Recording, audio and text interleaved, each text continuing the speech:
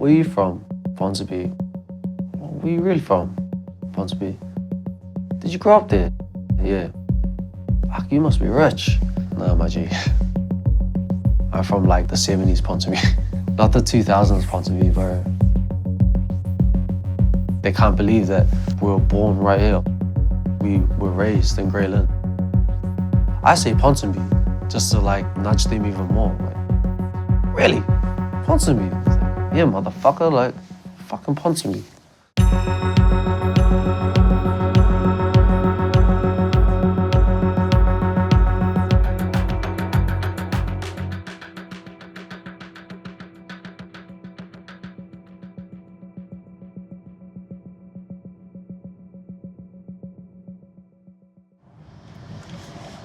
Right about now, we're on Dryden Street, right next to Grey Lynn Park. All these houses are like, a lot of them are like old heritage houses. And then now they're just like, some of them are getting renovated and then a lot of them are getting busted down and turning into like ugly looking fucking houses. We're just coming up to the house where all the Williams used to live at, the Williams family. And they just sold us like a couple of years ago. So look at this house, right? And look at next door. That's your like typical islander house. The weatherboards are shit. It's like really run down. There's that like crazy color that everyone has from back in the day. Honestly, that house had like fucking 50 kids in there.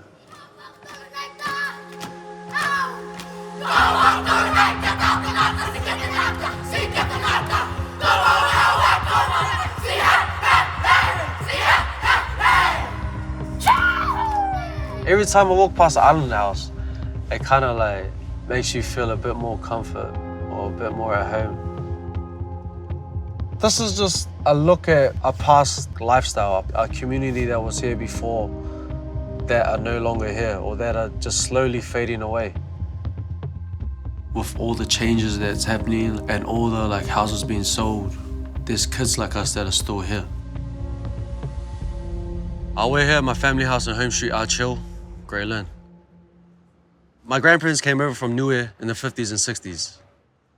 I live here with my mom, my dad, my 2 cousins, my 2 uncles, my sister's partner, I think someone else, but I can't really remember right now.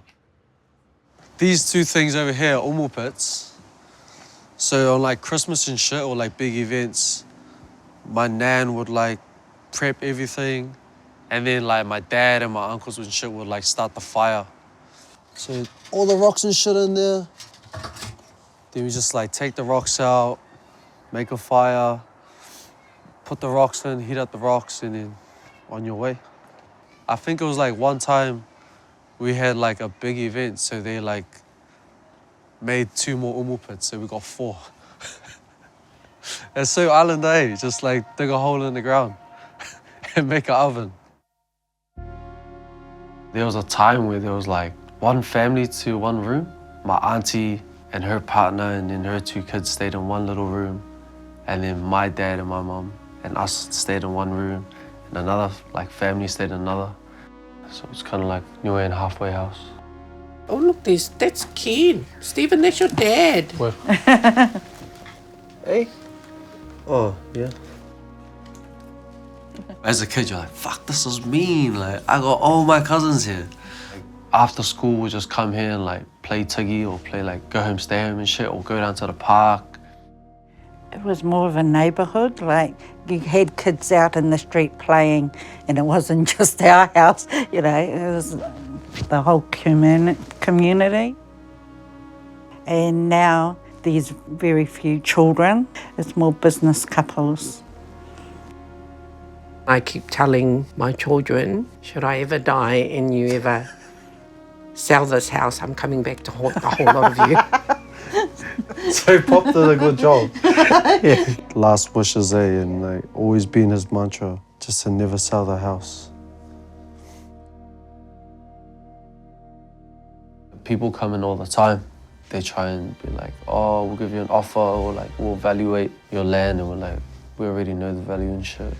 But there's a difference between like their value and our value. Like, It's more than money. It's a culture. It's a way we live and shit like that.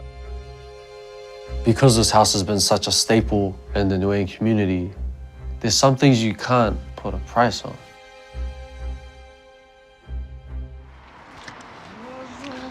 Sabla? Up to, you gonna go get a feed or what? Yeah, keen. Now good. Have a cheese. Thank you. And we have cream sticks. It's like a staple for like all the Central boys pretty much, eh? It's as basic as it sounds. Cream in a French stick. Man, everyone always buzzes out, eh? Because it's weird, like, cream in a donut sounds all good, but cream in like a French stick sounds off as. But if you want to be ultra full fatties, chuck in a steak and cheese, Parmesan cheese in there, that's like ultimate. I think it's very important for us Polynesian boys that are in Central and are in the city to be proud of us, because obviously there's not much of us left. It used to be a thriving community back in the 60s, 70s, 80s. When there's less of you, you gotta go twice as hard. Last of a dying breed, that's how I see it. We're all riding for like a common cause, and we all have the same idea of how we wanna portray ourselves to the world. City boys is all the younger boys, so they're like the next wave coming through. They're doing big things. They're the next era. Shefu and Asia Mystic, right? They were the first wave. And then me and Dirty were kind of like the second, and these boys are just coming through, and they're just putting on in their own way. The boys are really just a group of island and Māori boys who grew up around the area. We all know each other very well, and we consider each other family now. I think we're just trying to defy the odds and do something positive in the community that we all once called home. A lot of the boys and their families have had to move out of the inner city suburbs, but this is really all they know. Just being young brown boys trying to do something positive in the community is cool. If we can inspire like some young brown children around here, it's a win for us.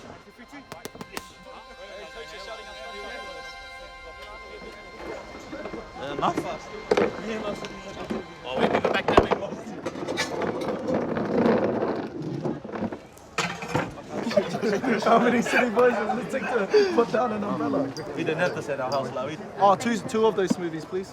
2 bear and banana. Yeah. I'll make it 3, please, miss. Oh, make it 3. 3, And a fight. 4. You want to fight? We've all known each other since we were young. I don't know, as we gotten all of us got older, we all came pretty much more closer. I see these guys every day, always joking around, and yeah, we train together. We all support each other as well. That's the main thing. Just as well as being boys from the area, from Ponsonby, Grey Lynn, we've kind of kept that connection now to where we are now as grown men. What we've been trying to do is kind of keep that culture here and like rebirth it too. What I'm trying to create for myself and what my brothers are trying to create for themselves is generational wealth and a new culture for future generations to see and work off of that. Everything around us is changing, so it's either we adapt or we don't evolve. We have the chance to seize those opportunities. There's me with the gym. There's one of the boys who have a concrete company. Then one of the boys that do landscaping. A couple of the boys have t-shirt companies. And then Sasha in the city. Being able to push each other as well, physically and mentally. Not just only for our businesses and stuff, but as people and who we are. In a way, it's my safe haven, you know.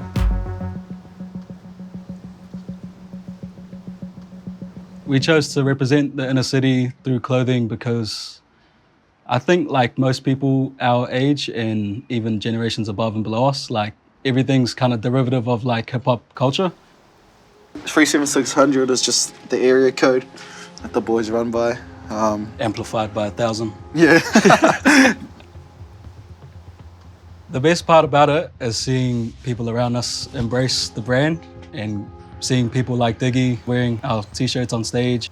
It makes it that much more surreal. He's a big inspiration for all the PI creatives around here. I hope he goes far with what he wants to do. We know he's got it in him. Cityscape is changing and it's evident. The price of life is on the rise. Let's word to the new apartments in Morningside. Same time in our chill, they're building 4 more. Grey Lynn's turning into an offshore. Lord.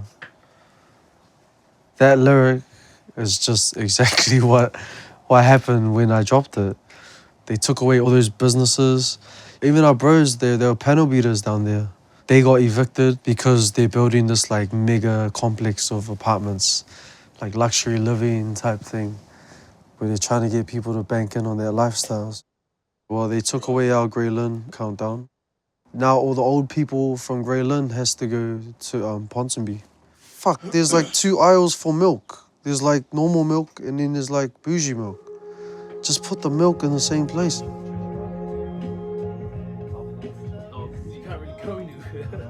I feel like the area is going to get so washed that a lot of the history is going to be forgotten. There's already so much of New Zealand history that's been forgotten. Central holds so much history. People are only just finding out about it. And like, because we're just finding out about it, as it's getting washed away, you know, all that info is just going to get lost. Our neighbors hate us. Our neighbors absolutely hate us. Islanders love music. The more we get into it, the louder the music gets. The louder the music gets, the more everyone gets pissed off. But it's just us having fun. We're not here trying to like cause no trouble, nothing. Just trying to do what we want to do in our own space. Living in Central, you learn to be resilient. You learn to overcome obstacles that not other people face. We get treated like the outsiders, but like we've been here the longest. Walking my dog in Ponsonby and people probably like buzz out. Do you know you gotta stick your chest out a bit, put your head up a bit higher? Some people still pick up their little French bulldog and like cross the road. I'm just like, fuck whatever, man. I grew up through gentrification, so I watched everyone leave. Like all changes, it was just part of the time. When tangata whenua were here, none of this was here. When Europeans arrived, they created all of this. When the islanders arrived, we enjoyed all of this. And now the millionaires are moving in and now they have to deal with us. Hopefully one day we can come back here when things are cheaper. And the best thing is all the palangi have fixed up the houses for us. So if we do come back here, don't worry, there's now rooms and everything's insulated and there's Sky TV.